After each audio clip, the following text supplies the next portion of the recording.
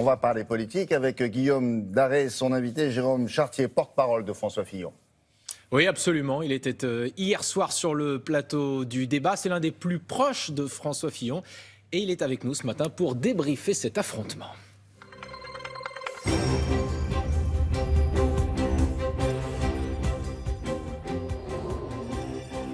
Bonjour à tous, bonjour Jérôme Chartier. Bonjour. Alors comment est-ce que vous avez trouvé ce débat hier soir ?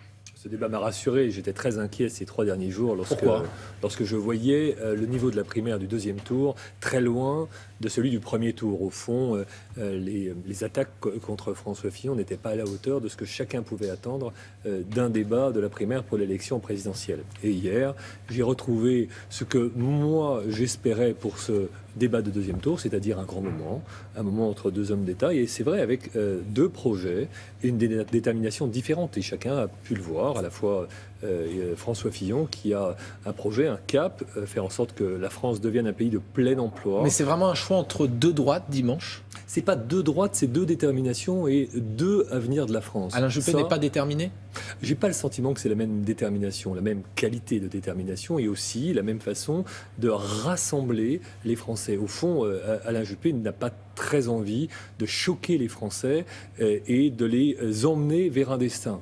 Alain Juppé a plutôt envie que les Français continuent à vivre comme ils vivent aujourd'hui. François Fillon, lui, ne se contente pas d'offrir aux Français la situation d'aujourd'hui, avec un chômage à 10%, avec une France qui est en voie de déclassement, avec une industrie qui s'en va et qui se réduit, et avec globalement une économie qui n'est plus dans la course de tête des plus grandes nations mondiales. On voit que les premiers sondages donnent François Fillon gagnant de ce débat. Finalement, qu'est-ce qui peut l'empêcher désormais de gagner cette primaire ? Il est le grand favori. Non, c'est fait, Jérôme Chartier. Et si seulement nous avions dit la même chose depuis des mois, eh bien, nous ne serions pas là et François Fillon ne serait pas arrivé en tête largement à l'issue du premier tour. On ne fait pas confiance aux sondages depuis le départ. Et pourquoi ? Parce que nous avons eu l'expérience de la primaire pour l'UMP, pour la présidence de l'UMP, et cette élection à la présidence de l'UMP, alors que nous regardions trop les sondages, ces sondages nous ont trompés. Donc vous êtes prudent. Dans les polémiques qu'il y a eu hier soir... Surtout, dès le départ, nous avions laissé les sondages de côté, et je pense qu'on a bien fait, et je pense que ceux qui ont regardé trop les sondages... Le résultat dimanche, Jérôme campagne. Chartier. Dans le débat hier soir, Alain Juppé s'est plaint d'un surnom qui lui aurait été attribué. Il a dit « Ali Juppé, grand mufti de Bordeaux », estimant qu'aucun des lieutenants de François Fillon n'avait condamné ces rumeurs. Est-ce que ce matin, Jérôme Chartier, vous condamnez ces rumeurs qu'il y a pu avoir autour d'Alain Juppé ? Et bien sûr que je les condamne. Mais le plus surprenant, je vais vous dire, cette histoire de Ali Juppé, je l'ai découvert par la bouche d'Alain Juppé, en l'occurrence il y a quelques jours sur une radio. Moi je ignorais totalement l'existence. Parce que ça ne m'intéresse pas. C'est des rumeurs inacceptables, vous êtes d'accord avec ça ? Bien sûr que c'est inacceptable. Mais ce qui m'intéressait, moi, c'était la qualité du projet, des concurrents de François Fillon, parce que au fond, c'était un débat projet contre projet et détermination contre détermination. Il y a eu un débat en matière de politique étrangère. Les Français de la également, droite et du centre. je ne sais pas si vous avez vu la une de Libération ce matin, Poutine faiseur de roi. Alors est-ce que, si on a François Fillon, président de la République, ce sera un Fillon sous l'influence du Kremlin ? Il manquerait plus que ça. On sent bien aujourd'hui que François Fillon a une chance immense, c'est de ne pas avoir été le favori des sondages et des médias. Ça lui laisse énormément de la liberté pour réformer, de la liberté pour décider. Et Alain Juppé dit hier, c'est la première fois qu'on voit le président russe choisir son candidat. C'est pas un peu choquant ? Pas vrai. Enfin, il a choisi personne, Monsieur Poutine. Il a quand même adressé ses félicitations à François Fillon. Non, il n'a pas adressé ses félicitations à François Fillon. Il a dit du bien de Monsieur Juppé et il a dit qu'il connaissait François Fillon pour avoir travaillé avec lui et qu'il lui manifestait du respect. Et au fond, moi, ce que je tire de ce commentaire de Monsieur Poutine, parce que chacun connaît ou a entendu parler de Monsieur Poutine, on lui reconnaît tous une chose. C'est sa force et aussi son caractère. Et on sent que M. Poutine ne respecte que l'effort. Alors au fond, lorsqu'on sent que M. Poutine respecte François Fillon, ça veut dire qu'il reconnaît une vraie force en François Fillon. Dimanche dernier, on sait qu'il y a 10 à 15% d'électeurs de gauche qui sont venus voter. Est-ce que vous ne craignez pas que dimanche prochain, ces électeurs de gauche viennent battre François Fillon ? Et pourquoi ? Parce que François Fillon n'est pas capable de rassembler, parce que François Fillon ne serait pas capable de protéger les Français, parce que François Fillon ne serait pas un démocrate.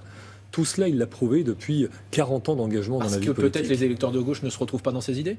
Non mais ça, ce sont les idées de la droite et du centre. Et d'ailleurs, lorsqu'on vient voter à la primaire de la droite et du centre, on signe une charte, un engagement comme quoi on veut battre la gauche aux prochaines élections. Donc vous n'avez aucune crainte là-dessus. Vous dites quoi, ces électeurs de gauche qui voudraient venir battre un François Fillon décrit comme ultra-conservateur. Aux électeurs de gauche, je leur dis, allez voter à la primaire de la gauche. Vous choisissez votre champion et à la présidentielle, vous choisirez des deux qui vous souhaitez comme président de la République. Mais je dis aux électeurs de la droite et du centre qu'ils ont aujourd'hui la possibilité d'avoir un candidat qui peut très largement rassembler les Français, mais avec un projet qui fait en sorte que la France redevienne la première puissance européenne dans les 10 prochaines années. Voilà, ça c'est une ambition forte avec celle du plein emploi. Un mot sur un soutien inattendu que vous avez reçu hier, celui de Patrick Buisson, ancien conseiller sulfureux de Nicolas Sarkozy, qui estime que François Fillon incarne, je cite, la révolution conservatrice. C'est ça qu'il incarne, François Fillon ? Moi, j'estime qu'on est comptable de ses soutiens et de ses alliances, mais on n'est jamais comptable des gens qui annoncent qu'ils vont voter pour nous. Est-ce qu'il incarne la révolution conservatrice, Patrick François Buisson Fillon ? a pris la décision de voter pour François Fillon, c'est sa responsabilité. Est-ce qu'il incarne la révolution conservatrice, François Fillon ?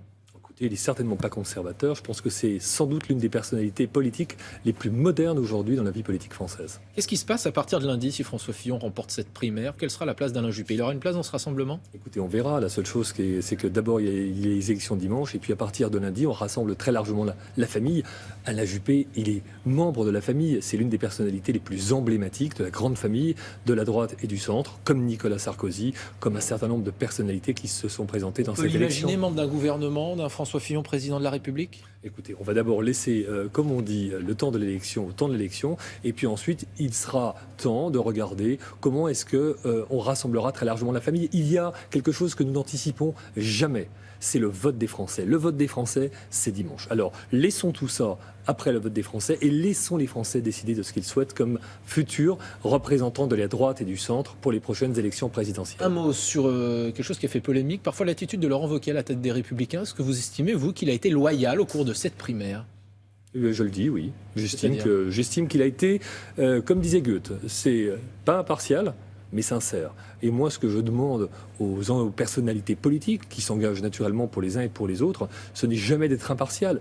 Moi-même, je ne suis pas impartial. C'est comme ça. Je suis le porte-parole et l'ami de François Fillon depuis des années. Et au fond, j'ai une conviction, c'est que c'est sans doute la meilleure personne pour conduire la destinée de la République française. Mais en même temps, je demande à chacun d'être sincère. Et je le dis, Laurent Wauquiez a été sincère, mais pas impartial. Et ça, c'est normal. Un mot, dernier grand meeting de François Fillon ce soir à Paris, porte de Versailles. Vous venez de le dire, vous êtes un ami de longue date de François Fillon. Vous étiez l'un des derniers quand il y a quelques mois, il y avait plus grand monde autour de lui. Aujourd'hui, on a l'impression que ça y est. À droite, tout le monde est filloniste. Il y avait Bruno Le Maire au meeting à Lyon, Laurent Wauquiez aussi. Eh bien, tant mieux. Tout le monde est le bienvenu. C'est sincère tout ça ? Mais bien sûr, évidemment. Franchement, en politique ? Mais attendez, franchement, en politique, ce sont tous des amis, ce sont des gens avec qui je travaille, avec qui je vis depuis 15, 20 ans. On se connaît tous. Chacun fait ses choix et c'est normal de faire ses choix. Sinon, ça serait quoi une primaire ? Si finalement, on passerait son temps à vouloir se tirer les uns sur les autres. Moi, j'aime pas ça. C'est pas ma façon d'être et c'est pas ma façon de faire.